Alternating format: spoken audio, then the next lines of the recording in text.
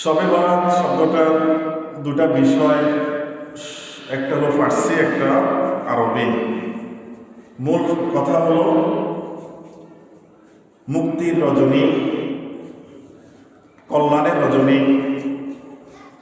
আর এই রাত্রিতে আল্লাহ পাক অসংখ্য বান্দাকে ক্ষমা করে দেন, মুক্তি দান করে দেন, মনের ন্যাক আশাগুলো পূরণ করে দেন, বিপদ থেকে আসান করে দেন। হাদিস শরীফে আছে عن عائشة رضي الله تعالى عنها قالت قال رسول الله صلى الله عليه وسلم إن الله ينزل ليل النصف من شعبان إلى السماء الدنيا فيغفر لأكثر من عدد الشعر كلام كلام। তিরমিজি শরীফ থেকে হাদিস, আয়েশা রাদিয়াল্লাহু আনহা বলেন, রাসূল পাক সাল্লাল্লাহু আলাইহি ওয়াসাল্লাম ইরশাদ করেছেন, নিশ্চয় আল্লাহ তাআলা ইয়ানজিলু লাইলাল নিসফি মিন শাবান, শাবানের অর্ধ শাবান 14 তারিখ দিবাগত রাত্রে, যেটাকে আমরা শবে বরাত বলে থাকি।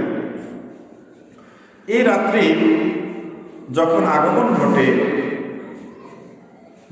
অর্থাৎ 14 তারিখ যখন সূর্য অস্তমিত যায়, এই সন্ধ্যা থেকে রাসূল পাক সাল্লাল্লাহু আলাইহি ওয়াসাল্লাম বলেন, আল্লাহ পাক আরশে মাকাম থেকে দুনিয়ার যে আসমান, যে আমরা প্রথম আসমান যেটা দেখি, এই দুনিয়ার আসমানে আল্লাহ পাক এসে অবস্থান গ্রহণ করেন, অর্থাৎ বান্দার কাছাকাছি চলে আসেন।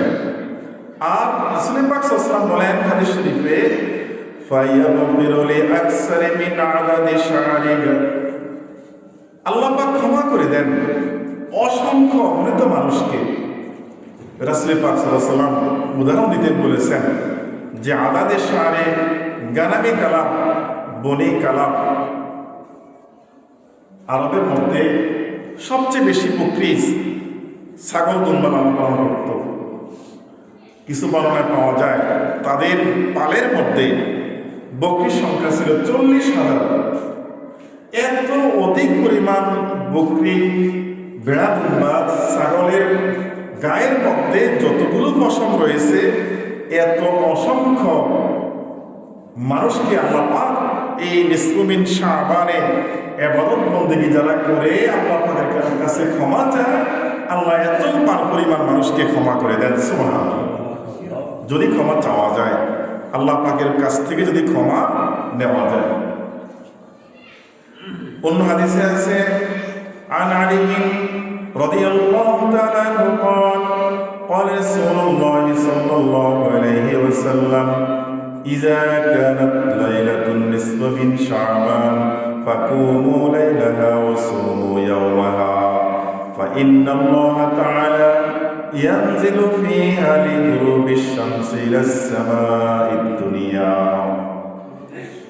আলী রাদিয়াল্লাহু তাআলা আনহু থেকে হাদিস, রাসূল পাক সাল্লাল্লাহু আলাইহি ওয়াসাল্লাম ইরশাদ করেছেন, ইজা কানাত লাইলাতুন নিসফু মিন শাবান, যখন অর্ধ শাবান চলে আসে, শবে বরাতের রাত্রি যখন চলে আসে, তোমরা কুমু লাইলাহা, তোমরা রাত্রি যাপন করো নামাজ আদায়ের মাধ্যমে, আর অসুমু ইয়াওমাহা, দিনটাকে তোমরা রোজার মাধ্যমে পালন করো। সুবহানাল্লাহ। রাত্রি হলো শবে বরাতের রাত্রি হলো ইবাদত বন্দেগীর রাত্রি, আর দিনটি হলো পরবর্তী যে দিনটা হলো রোজা রাখার দিন। কেন? আল্লাহ রাসূল বলেন, ফাইন্নাল্লাহা তাআলা ইয়ানজিলু ফীহা লিগুরুবিশ শামসি ইলাস সামাঈদ দুনিয়া। একই কথা এই হাদিসও রাসূল পাক সাল্লাল্লাহু আলাইহি ওয়াসাল্লাম বর্ণনা করেন যে ওই রাত্রি যখন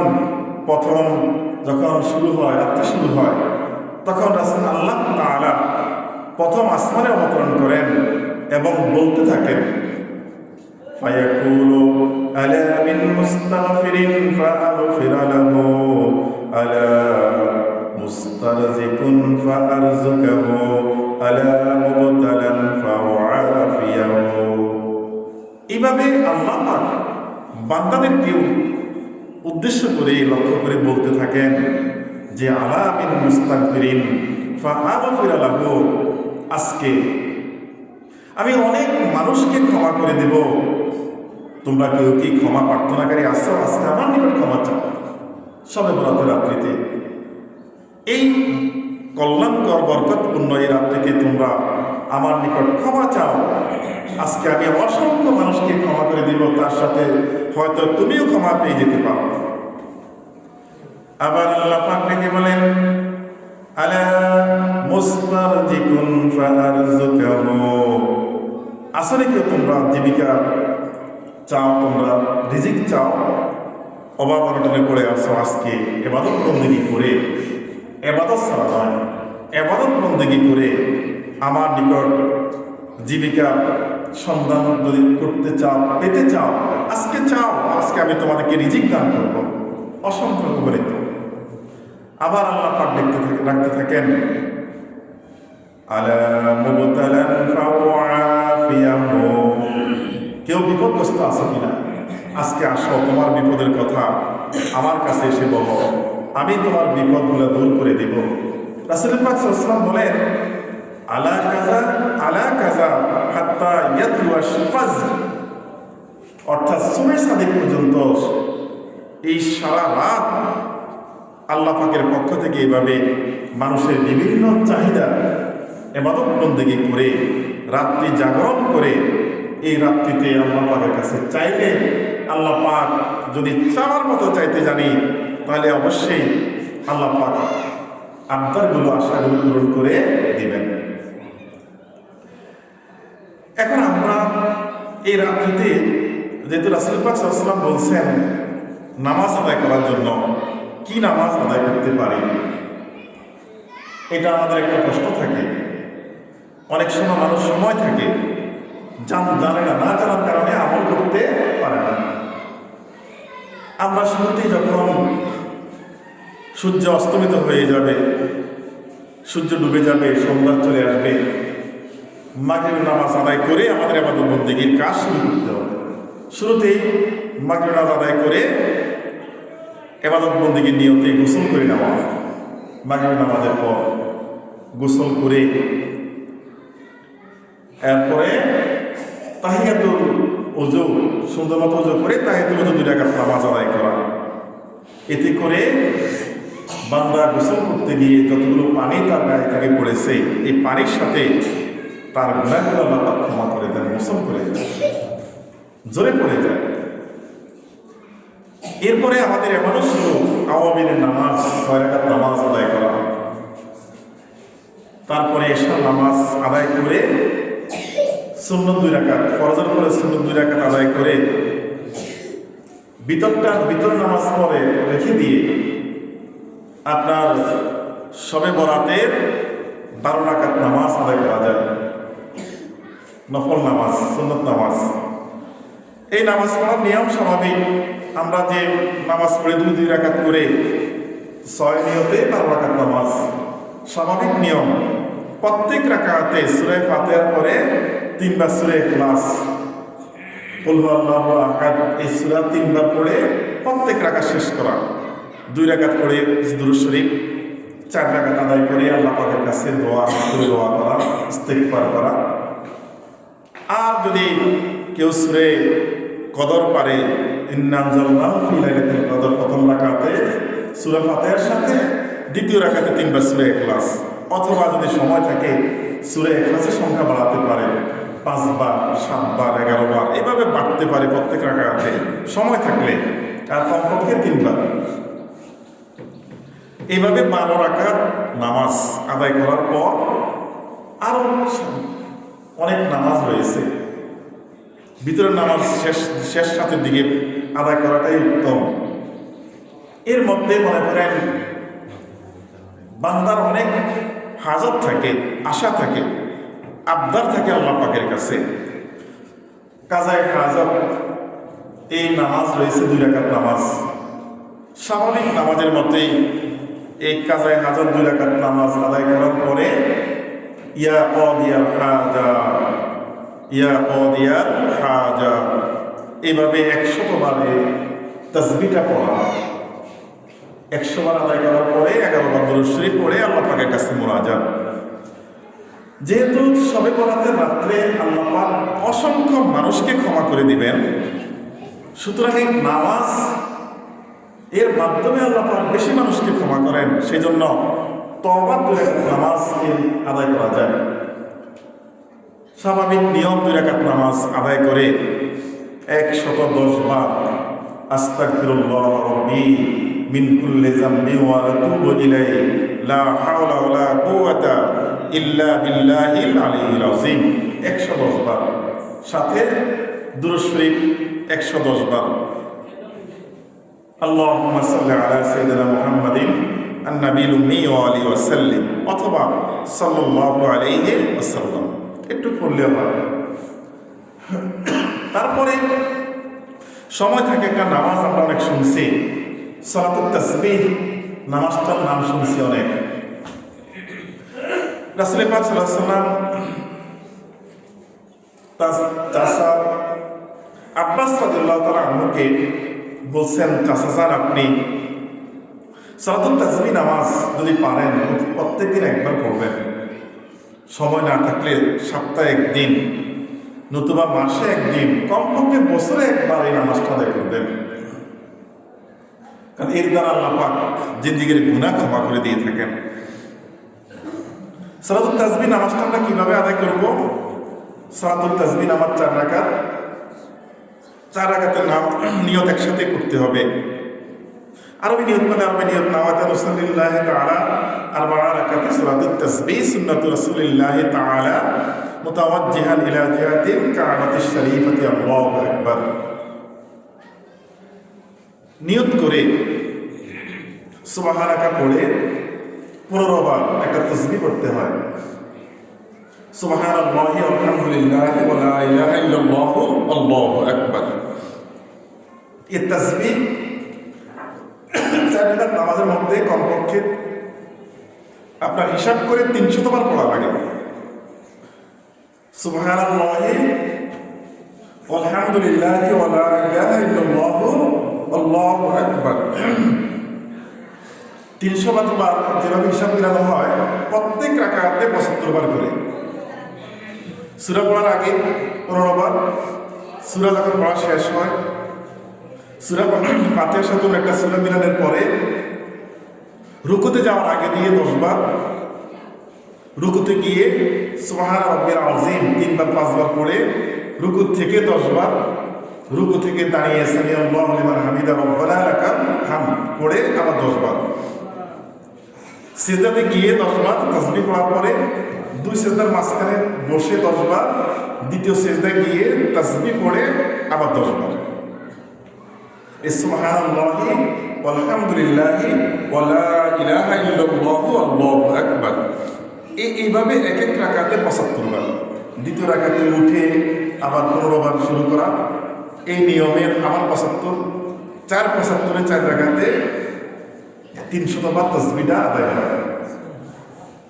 কমপক্ষে আপনার আধা ঘন্টা সময় হাতে নিয়ে, কেউ যেন ডিস্টার্ব না করে বা মনোযোগ, বিশেষ করে দিনের বেলা পড়তে গেলে মানুষের আওয়াজ সমস্যা হয়, ভুলে যায়, এই জন্য রাত্রিবেলাটাই এই নামাজ আদায়, বিশেষ করে এই শবে বরাতের রাত্রিতে ইবাদতের মধ্যে আপনার সালাতুত তাসবিহ নামাজটা আদায়ের জন্য যদি সময় ঠিক করা হয় তাহলে উত্তম একটা সময়।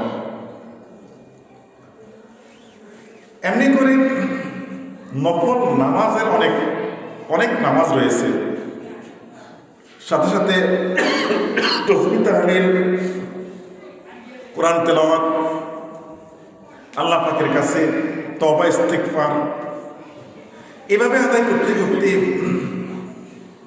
রাত্রিটা শেষ করে শেষ রাতে আপনার সেহরি খেয়ে পরের দিনের জন্য রোজা রাখা। আর যদি শেষ রাতে উঠতে সমস্যা মনে হয় তাহলে আগে এই যে ভিতরে নামাজটা আদায় করে নিতে হবে। এমনি করে শুধু নামাজ নয়, কোরআন তেলাওয়াত নয়, 3টা রোজার যে কথা আমরা আদায় বলছিলাম, হাদিস শরীফে আছে, আন আয়েশা রাদিয়াল্লাহু তাআলা আনহা বলেন قال رسول الله صلى الله عليه وسلم من صام ثلاثة أيام من شعبان بعثه الله يوم القيامة على ناقة من نوك الجنة. হযরত আয়েশা রাদিয়াল্লাহু তাআলা আনহা থেকে হাদিস তিনি বলেন, রাসূল পাক সাল্লাল্লাহু আলাইহি ওয়াসাল্লাম ইরশাদ করেছেন, যে ব্যক্তি এই শাবান মাসের মধ্যে 3টা রোজা রাখবে, যেমন আমরা শাবান মাসের 13, 14, 15 3টা রোজা আয়ামে 20 সহকারে আদায় হয়ে যায়, 3টা রোজা রাখবে, রাসূল পাক সাল্লাল্লাহু আলাইহি ওয়াসাল্লাম বলেন কিয়ামতের ময়দানে আল্লাহ পাক তাকে একটা জান্নাতি বেহেশতি ওট এনে এই ওটের মধ্যে আরোহণ করে হাসরের ময়দানে উঠাবেন। সুবহানাল্লাহ। আপনি একজন মানুষ যদি বেহেশতি ওটের উপরে উঠে হাসরের ময়দানে উঠে আল্লাহ পাকের কাছে, তাহলে তো এমনিতেই বোঝা যায় লোকটা যে মুক্তি পাওয়ার একটা সম্ভাবনা আছে। এই জন্য 3টা রোজা রাখার জন্য চেষ্টা করতে হবে। বিশেষ করে আয়েশা রাদিয়াল্লাহু তাআলা আনহা সহকারে রাসূল পাক সাল্লাল্লাহু আলাইহি ওয়াসাল্লাম হুজরাতে ছিলেন। হুজরা মোবারকের মধ্যে হযরত আয়েশা রাদিয়াল্লাহু তাআলা ঘুম থেকে উঠে দেখেন রাসূল পাক সাল্লাল্লাহু আলাইহি ওয়াসাল্লাম নাই, বিছানাতে নাই। মা আয়েশা রাদিয়াল্লাহু তাআলা আনহা চিন্তা করলেন হয়তো রাসূল পাক সাল্লাল্লাহু আলাইহি ওয়াসাল্লাম অন্য কোনো বিবির ঘরে গিয়েছেন। এর তিনি ঘর থেকে বের হয়ে দেখলেন না, কোনো বিবিদের দরজা আল্লাহ রাসূল সাল্লাল্লাহু আলাইহি ওয়াসাল্লাম যায় নাই, খোলা নাই কোনো দরজা। বা চিন্তা করলেন তাহলে দেখা যায় দূর থেকে দেখা যায় জান্নাতুল বাকি তো কাছেই, একেবারে রাসূল সাল্লাল্লাহু আলাইহি ওয়াসাল্লাম রোজা থেকে পূব পাশে অল্প একটু জায়গা দেখা যায় যে যেহেতু শাবান মাসের 15 তারিখ আপনার চাঁদ থাকে, দূর থেকে দেখা যায় কোনো মানুষ যদি কোথাও দাঁড়ায় থাকে। তা আয়েশা রাদিয়াল্লাহু তাআলা দেখলেন যে রাসূল সাল্লাল্লাহু আলাইহি ওয়াসাল্লাম দূরে দাঁড়িয়ে আছেন, আস্তে আস্তে গেলেন, গিয়ে দেখলেন জান্নাতুল বাকিতে কবর জিয়ারত করে রাসূল পাক সাল্লাল্লাহু আলাইহি ওয়াসাল্লাম খুব কান্নাকাটি করতেছেন। তার আপনজনদের ক্ষমা চেয়ে রাসূল পাক সাল্লাল্লাহু আলাইহি ওয়াসাল্লামকে আয়েশা রাদিয়াল্লাহু তাআলা জিজ্ঞাসা করলেন, ইয়া রাসূলুল্লাহ, আজকে কেন আপনি বিশেষ করে ঘর থেকে এসে আপনি রাত্রিবেলা?